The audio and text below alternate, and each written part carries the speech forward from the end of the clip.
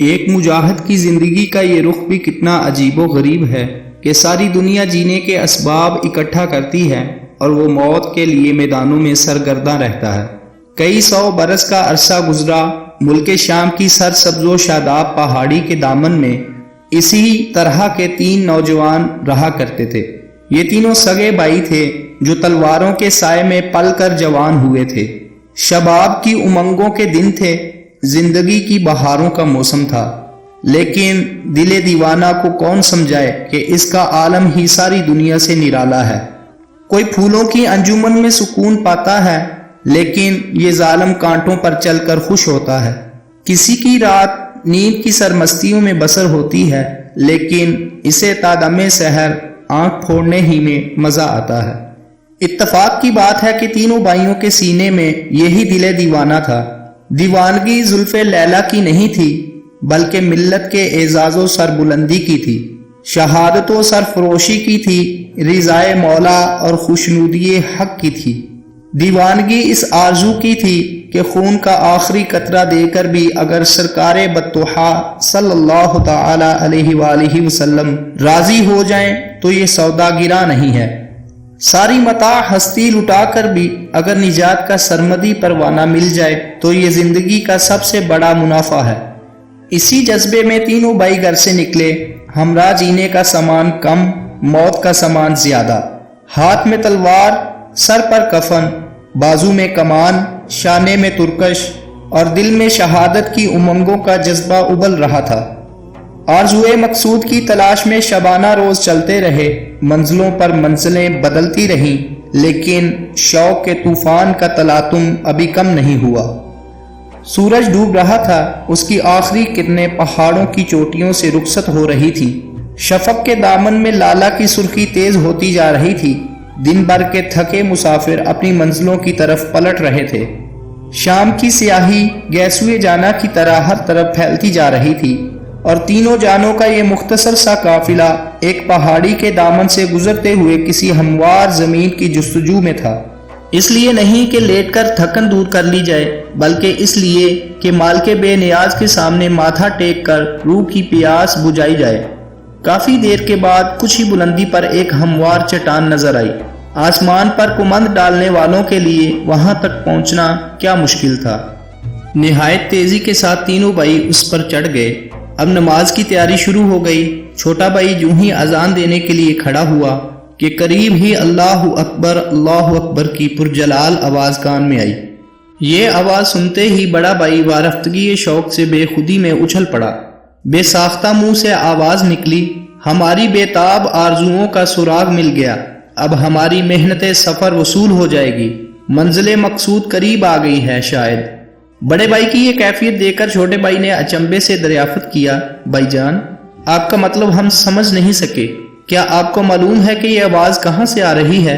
بڑے بھائی نے نہایت مشفقانہ انداز میں جواب دیا، میرے عزیز یہ مجاہدین اسلام کا لشکر معلوم ہوتا ہے، جس میں شریک ہونے کی تمنا ہمیں یہاں تک کھینچ کر لائی ہے۔ کوہسار کی وادیوں میں سوائے مجاہدین کے اور کون نماز کھڑی کر سکتا ہے؟ غالباً اسی پہاڑ کی جانب سے یہ آواز سنائی دے رہی ہے۔ وقت جا رہا ہے، آؤ پہلے نماز پڑھ لیں، اس کے بعد سراغ لگا لیں گے۔ چھوٹے بھائی نے نہایت پرشکوہ اور دردناک لہجہ میں اذان دی۔ اس کے بعد باجماعت نماز ادا کی گئی۔ سنت و نوافل سے فارغ ہو کر تینوں بھائی پہاڑ کے کنارے کنارے لشکر کی تلاش میں نکل پڑے۔ چاندنی رات تھی، اس لیے پہاڑی راستہ طے کرتے ہوئے انہیں کوئی زحمت پیش نہیں آئی۔ کافی دیر تک چلنے کے بعد قریب ہی سے گھوڑوں کی ٹاپوں کی آواز سنائی دی۔ تینوں بھائی چونک کر کھڑے ہو گئے اور ہتھیار سنبھال لیے۔ نظر اٹھی تو سامنے 2 عربی سوار آتے ہوئے دکھائی دیے۔ قریب پہنچ کر دونوں نے بلند آواز سے کہا، السلام علیکم۔ بھائیوں نے جواب دیا، وعلیکم السلام ورحمۃ اللہ وبرکاتہ۔ آنے والے 2 عربی سواروں میں سے ایک نے ان تینوں بھائیوں کو مخاطب کرتے ہوئے پوچھا، آپ کون لوگ ہیں، کہاں سے آ رہے ہیں اور کہاں جانا چاہتے ہیں؟ بڑے بھائی نے جواب دیا، ہم لوگ ملک شام سے آ رہے ہیں، خدا کی راہ میں غائل ہو کر جان دینے کی آرزو ہمیں یہاں تک کھینچ کر لائی ہے۔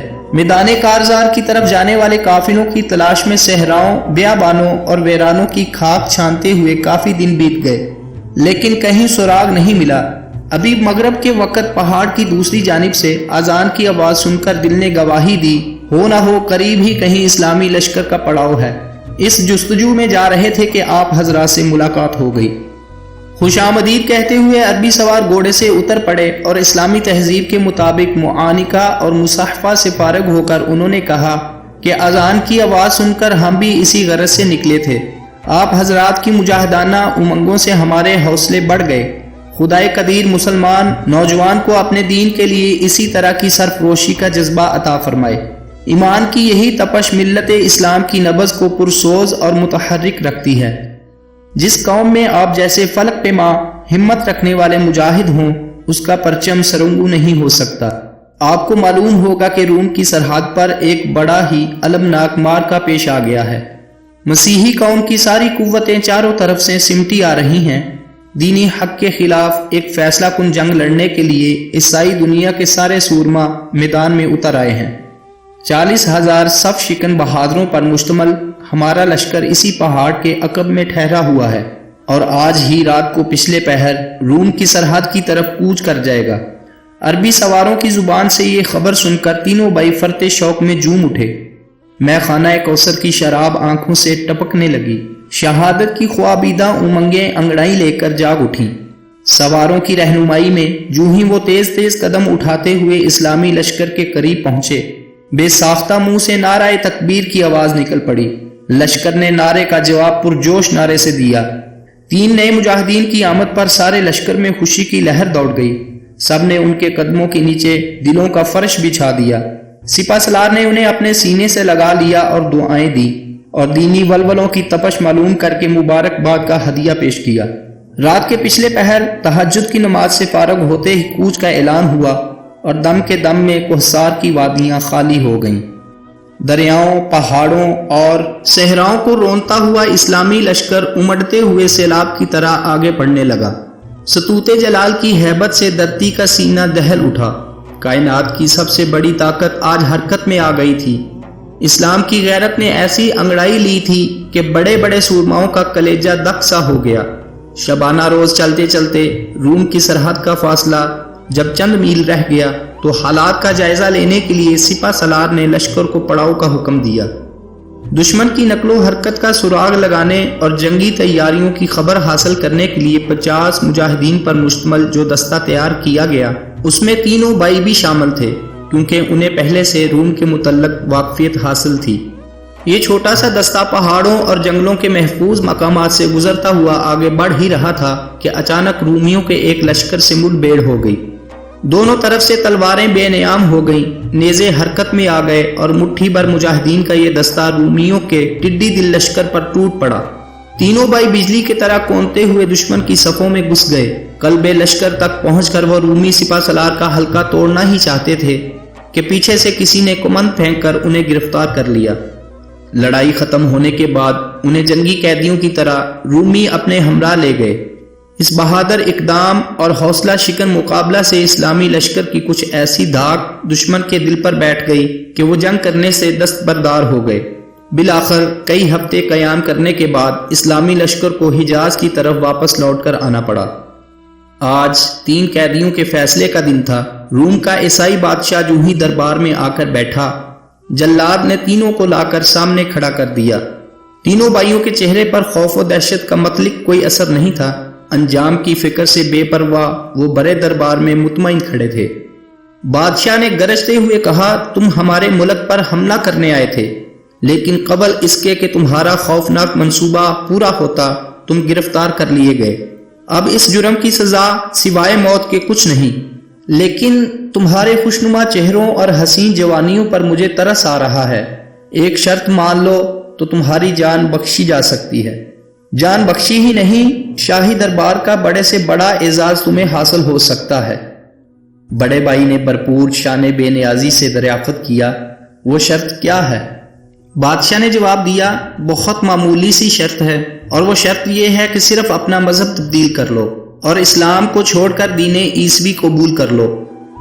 اسلام کے غیور مجاہد نے پرجلال آواز میں بادشاہ کو مخاطب کیا اور کہا، افسوس تمہاری دانائی پر، شرط زندگی کو تم معمولی شرط کہتے ہو۔ جس مذہب کے فروغ کے لیے ہم نے تلواروں کی نوک پر اپنا سر رکھ لیا ہے، اسے چھوڑنے کی بات کس درجہ مضحکہ خیز ہے۔ جس مذہب کے فروغ کے لیے ہم نے تلواروں کی نوک پر اپنا سر رکھ لیا ہے، اسے چھوڑنے کی بات کس قدر مضحکہ خیز ہے۔ تم نے ہمیں موت کی دھمکی دی ہے، شاید تمہیں معلوم نہیں کہ اس کی تلاش میں نکلے ہوئے ایک عرصہ بیت گیا۔ کافی محنتوں کے بعد ایک میدان ہاتھ آیا بھی تھا تو شاہد مقصود تک پہنچنے سے پہلے ہی ہم گرفتار کر لیے گئے۔ منصب و اعزاز کی رشوت دے کر تم ہمارا ضمیر نہیں خرید سکتے۔ تمہیں معلوم ہونا چاہیے کہ ہمارے تئیں قافلہ حیات کی منزل تخت سلطانی نہیں ہے، اس کا سانچہ تو ہمارے قدموں کی ہر ٹھوکر پر بنتا بگڑتا ہے۔ ہماری قومی سرگرمیوں کا مرکز صرف اپنے محبوب کی خوشنودی حاصل کرنا ہے۔ نوجوان نے جذبات کے تلاطم میں شرابور ہوتے ہوئے کہا، اے خوشا نصیب کہ وہ ارجمند ساعت اب قریب آ گئی ہے۔ عالم قدس کی طرف جانے والے مسافر تیار کھڑے ہیں۔ اپنے جلادوں کو حکم دو کہ دیر نہ کریں، تلواروں کی چھاؤں سے جنت کا فاصلہ صرف ایک قدم پر ہے۔ ایک قیدی کے اس جرأت امیز بیان پر دربار میں ہر طرف سناٹا چھا گیا۔ عیسائی بادشاہ غصے سے دانت پیسنے لگا۔